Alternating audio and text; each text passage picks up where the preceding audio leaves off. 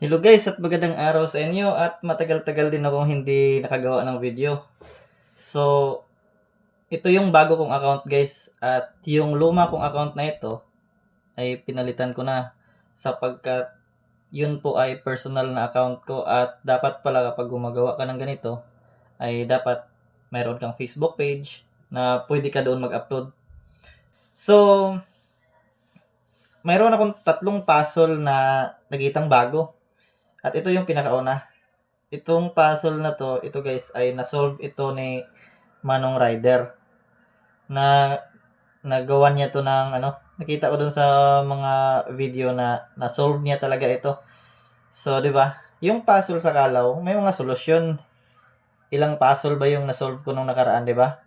Siguro mga 5 or 6, 'di ba? Madami-dami 'yon bago ako tumigil. So, ito guys, didiretso na tayo. Ito yung posisyon niya at saka kung nakuha nyo yung key move nito, congratulations.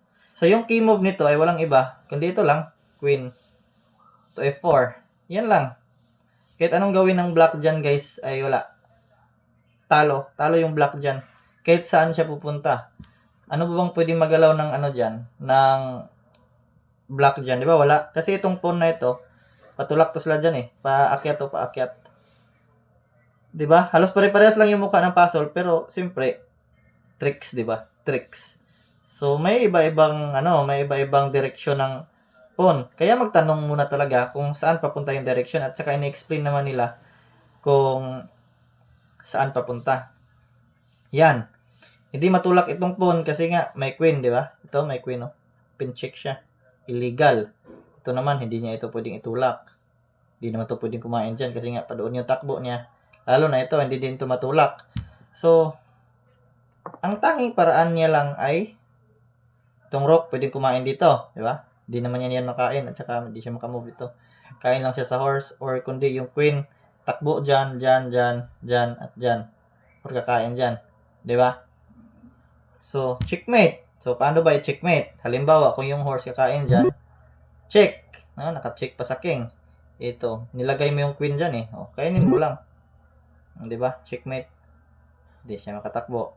Hindi siya makaakyat kasi mayroong bishop. Di rin niya makain kasi mayroong queen eh. Di ba? So, ano pa ba? Aside kung hindi siya kain, yung queen. Kung ilagay dyan yung queen, wala na. Check lang yung horse dyan, no? May bishop. Ano pa ba? Dyan. Kung dyan siya, kainin mo lang diretso. Kain. Checkmate. Ano pa ba? Dyan. Yung queen. Isa-isahin natin. Checkmate. Ano pa ba? So, dyan. Okay. Kung dyan yung queen, ito ka lang, kainin mo lang. Checkmate. Di siya makaakyat kasi may kabayo. May kabayo dito eh. Ano pa ba? Kung dyan yung depensa eh. Ito, nung pagtira ni Manong Rider, dyan dumipensa yung bangka. Ang ginawa ni Kuya Rider, ito yung ginawa ni Kuya Rider, checkmate. So, alam mo yun kung anong maganda nito guys. Kasi nung pagka-move dito, na-checkmate na yung bangka. Sinabi ng bangka na, sir, sa lahat ng mga natalo, depensahan nyo yan. Kung kaya nyo yan depensahan, ibalik ko lahat ng pera nyo. Di ba? At least, di ba? So, yung puzzle nila, may solusyon. Huwag tayong magsalita na walang solusyon yung puzzle nila. Mali yun. Foul yung ganun.